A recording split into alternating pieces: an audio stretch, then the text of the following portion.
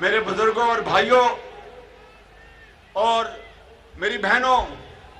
یہ خانہ کعبہ کا جو گھڑی کا ماڈل ہے، یہ نواز شریف نے تو نہیں چوری کیا تھا۔ خانہ کعبہ کے ماڈل کی گھڑی نواز شریف نے تو دبئی میں تو نہیں بیچی تھی، اس کی جعلی رسید نواز شریف نے تو پیش تو نہیں کی تھی، لیکن یہ ثابت ہو گیا عدالتی فیصلے کے ذریعے، چاہے وہ ایل ڈی اے کی زمین کا معاملہ تھا، جج نے لکھا اپنے فیصلے میں کہ نواز شریف بے گناہ ہے اور اس کو غلط طور پر جھوٹے الزامات پر اس کو سزا دلوائی گئی، اور اس وقت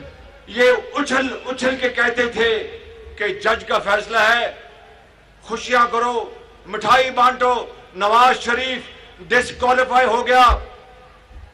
قدرت کا نظام، اللہ سے ہر وقت ڈرنا چاہیے، خدا سے ہر وقت رحم مانگنا چاہیے۔ کہتے ہیں کہ دشمن کے لیے بھی آپ بد دعا نہ کریں، لیکن جنہوں نے اس ملک کے ساتھ، میرے ساتھ نہیں، نواز شریف کے ساتھ نہیں، 22 کروڑ عوام کے ساتھ ظلم کیا، چین سے دوستی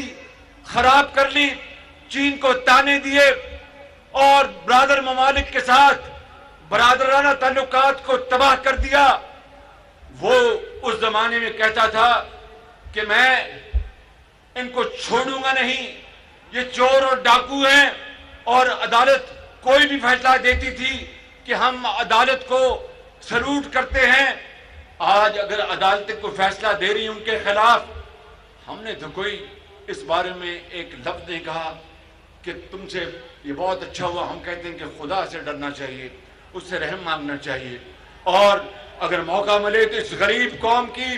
حالت بدلنے کے لیے اپنا خون پسینہ لگا دینا چاہیے۔ میں قصور والوں آج آپ کو یہ بات کہنے آیا ہوں کہ اگر اللہ تعالیٰ نے موقع دیا، نواز شریف جلد واپس آئے گا، خدا نے آپ کے ووٹوں سے نواز شریف کو وزیر اعظم بنایا، تو میں آپ کو اس خدائے بزرگ و برتر کی قسم کھا کر کہتا ہوں کہ جان لڑا دیں گے، پاکستان کو عظیم بنائیں گے۔